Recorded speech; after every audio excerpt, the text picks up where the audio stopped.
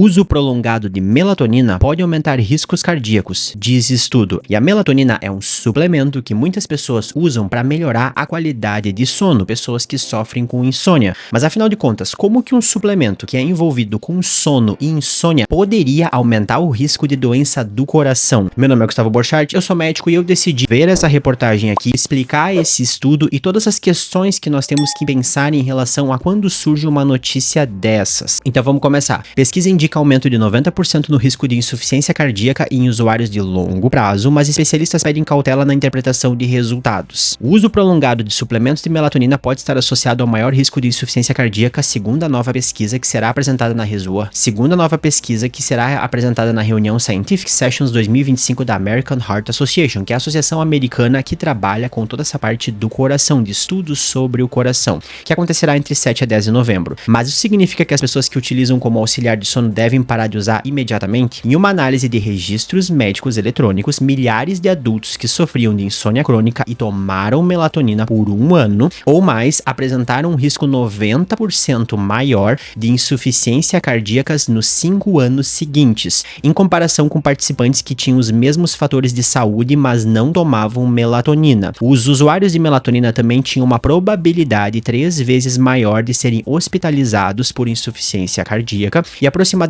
2 vezes mais chances de morrer por qualquer causa. No entanto, especialistas sugerem cautela antes de considerar a melatonina como um perigo definitivo. A pesquisa apresentou limitações significativas, não foi desenvolvida para comprovar a relação de causa e efeito e contradiz estudos anteriores que indicavam benefícios para a saúde cardíaca. Então, vamos falar um pouco primeiro sobre a melatonina e quais os efeitos a melatonina tem em relação ao nosso sono e também pensar em algumas coisas muito óbvias. Porque quando a gente fala sobre estudos científicos, existem maneiras diferentes da gente fazer um estudo científico. Uma coisa é a gente pegar pessoas, dar para elas tomar um remédio, acompanhar essas pessoas, ver o que acontece e depois publicar um resultado. Muitas vezes os estudos são assim, são estudos que nós damos um medicamento para uma pessoa, nós sabemos como é essa pessoa e a gente vê o que vai acontecendo com essa pessoa. Nesse caso aqui, nós temos um estudo diferente, nós temos um estudo que pegou prontuário médico com as informações que foram digitadas e viu quem tomava e quem não tomava melatonina e depois viu o que acontecia. São estudos muito diferentes. Mas, falando da melatonina especificamente, a melatonina é um hormônio que o nosso corpo mesmo produz, que faz parte do nosso ciclo de sono-vigília, ou seja, faz parte desse controle que nós temos entre dormir e acordar.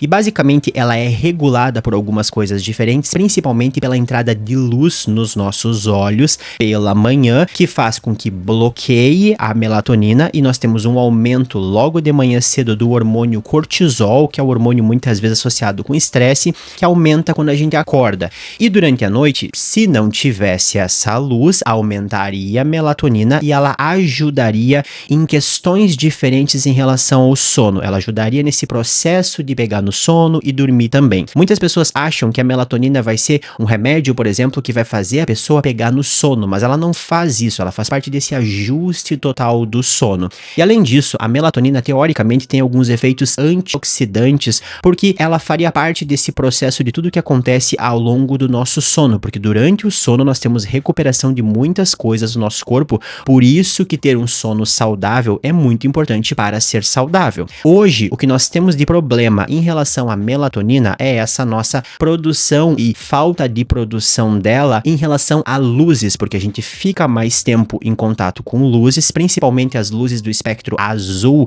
que são mais associadas em bloquear essa criação da melatonina no corpo. Mas um ponto interessante que traz uma discussão mais válida aqui é que nós não temos hoje um problema de produzir. A questão são os nossos hábitos de vida, o que a gente faz, a gente fica mais exposto à luz. E claro que não é apenas a questão da luz. A gente sabe hoje que o estresse intenso, principalmente crônico de dia após dia, vai alterando esse sistema que tem cortisol e acaba atrapalhando no sono. Tem também uma associação com alimentação e refeições. Pessoas que comem muito tarde ou pessoas que acordam de noite e acabam comendo podem atrapalhar todo esse mecanismo de funcionamento desses hormônios. Por isso que o ideal seria não acordar de noite e comer, porque isso vai atrapalhar tanto o sono, como também pode atrapalhar toda a questão do nosso metabolismo. Ok, nós sabemos isso, a melatonina tem ali naturalmente, tem maneiras de a gente tentar ter uma regulação melhor. A gente pode reduzir as luzes à noite, tentar evitar comer mais à noite, de manhã acordar e ser exposto à luz nos olhos, olhos, fazer exercício pela manhã, ter uma boa alimentação, tudo isso vai influenciar na melatonina. Mas se a pessoa vai lá e toma melatonina, existem algumas pessoas que dizem que ajuda no sono e outras pessoas tomam e parece que não faz diferença, porque na realidade sono é uma coisa bem complicada que depende de tudo isso. Então se a pessoa tá dormindo mal, tá comendo mal, tá mais estressada, talvez ajude um pouco, talvez não ajude. E aí no fim das contas, hoje em dia ela é vendida como suplemento, tem doses de todos os tipos por aí, entre doses mais baixas e doses mais altas. E toda vez que nós temos uma coisa sendo vendida livremente como suplemento por aí, ainda mais uma coisa que o nosso corpo produz naturalmente, tem gente que vai adorar e vai querer tomar todo dia,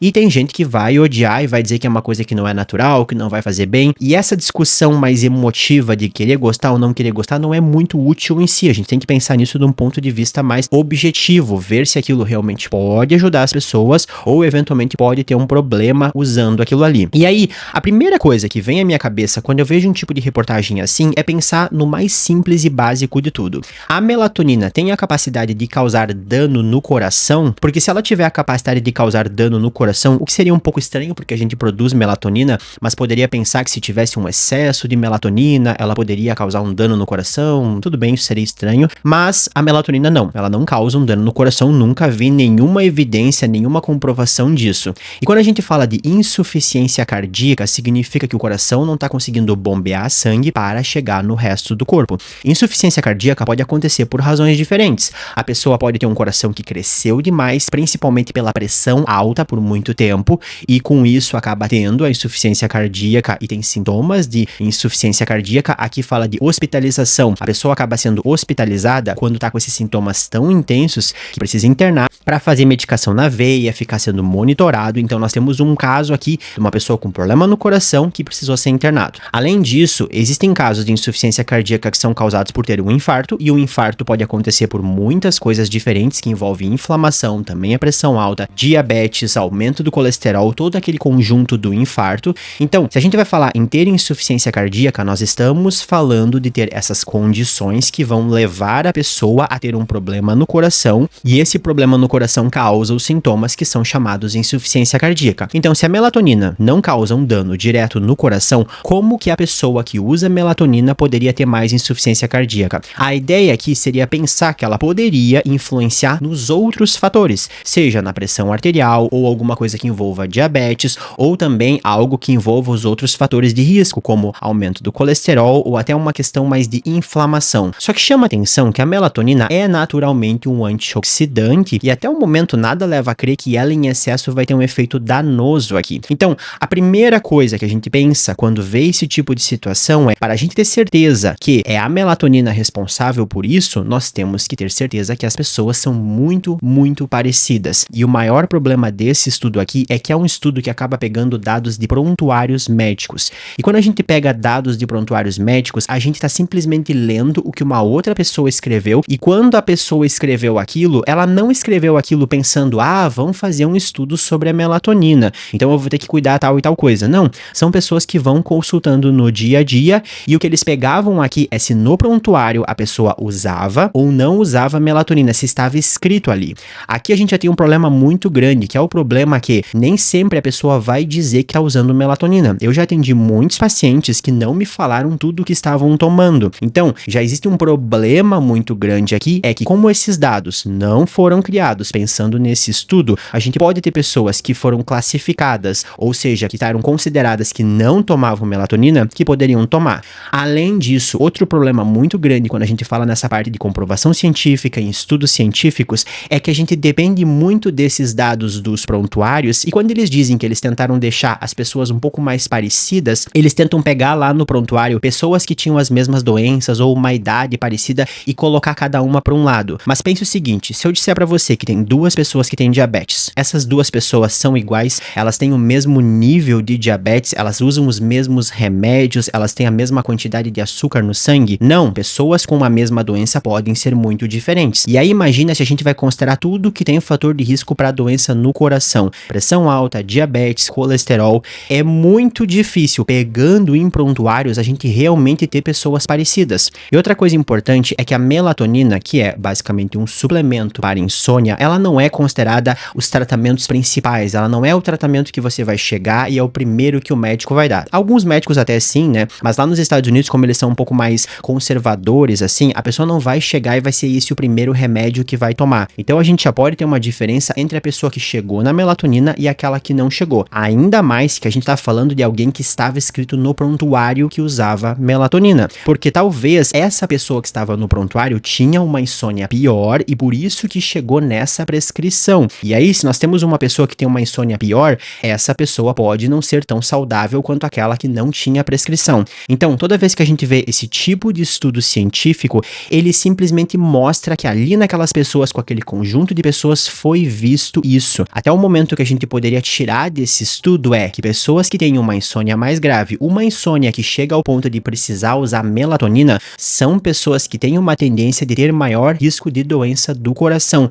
E essas pessoas precisam de um acompanhamento próximo, cuidando da pressão arterial, vendo como está a alimentação, exercício físico, estresse, todo aquele restante. Aqui a gente pode estar confundindo e culpando a melatonina por uma coisa que não tem nada a ver com ela. Então, ao invés de a gente olhar para isso dizendo que a culpa é da melatonina, a gente poderia cuidar cada vez mais dessa questão do sono e entender como o sono é importante para a nossa saúde. E novamente, esse é o tipo de discussão que vai fazer as pessoas ficarem muito divididas. Tem gente que adora um suplemento, inclusive tem muita gente aqui no YouTube que ganha dinheiro com suplemento, que vai só querer brigar e dizer que é uma bobagem, tem que tomar um monte de melatonina e que a indústria malvada não quer que as pessoas tomem melatonina. E por outro lado, vai ter gente que vai dizer que qualquer suplemento é ruim, que não tem que ficar tomando suplemento, que a melatonina é perigosa, que isso comprova que ela é perigosa. Nenhuma das duas é verdadeira. A gente tem que ser racional. Aqui não foi feito um estudo com pessoas organizando bem certinho, sabendo como são essas pessoas, dando ou não dando, acompanhando por um tempo e vendo se a melatonina fez um efeito ruim. Aqui é um estudo de histórico de prontuário. Ajuda a gente a perceber coisas, mas não comprova nada. Então, se você sofre com insônia e tem dificuldade para dormir, já usou muitos medicamentos e tem um risco aumentado de doença do coração, isso aqui só mostra que você tem que tomar mais cuidado ainda, tem que ter um bom acompanhamento médico, ter uma boa alimentação, tentar fazer exercício físico, tentar melhorar todo o restante. Não significa que a melatonina está destruindo o seu coração. Na dúvida, tente melhorar hábitos de sono, tentar reduzir a luz à noite, acordar pela manhã, pegar a luz da manhã, fazer exercício físico, melhorar a alimentação, controlar a pressão, cuidar com o colesterol, tudo que a gente já sabe que protege de doença do coração. E você, tinha ouvido falar dessa questão da melatonina e doença do coração? Ficou preocupado que a melatonina poderia causar um dano no coração ou que seria muito perigoso tomar? Deixa aí nos comentários o que você pensa sobre esse assunto, porque não tem uma resposta, e até a próxima.